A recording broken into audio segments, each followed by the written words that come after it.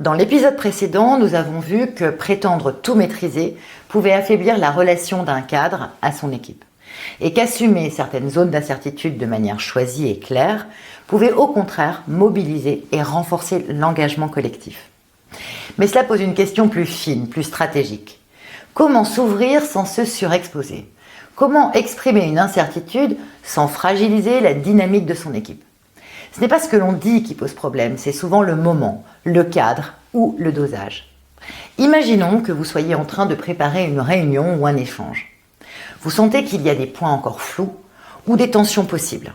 Vous percevez qu'une ouverture de votre part pourrait être utile, mais vous ne voulez ni vous déstabiliser ni vous exposer.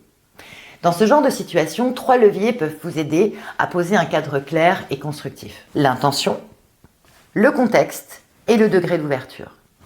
L'intention. Avant de prendre la parole, demandez-vous simplement: est-ce que je m'exprime ici pour nourrir la réflexion collective ou est-ce plutôt une manière de relâcher la pression personnelle? Le contexte. À qui parlez-vous et dans quel moment? Est-ce une personne ou un collectif? Réfléchissez au cadre le plus approprié pour recevoir ce que vous avez à dire. Un climat tendu, instable ou mal préparé peut amplifier la gêne.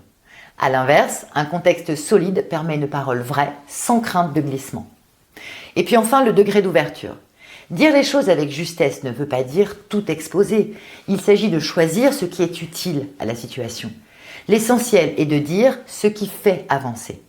Exemple, sur ce point, il me manque encore des éléments, j'aimerais entendre vos retours pour compléter ma vision. Cette façon de parler pose une parole claire, tout en laissant la place à l'équipe. Le deuxième exercice de la semaine reprend tous les points que nous venons de voir.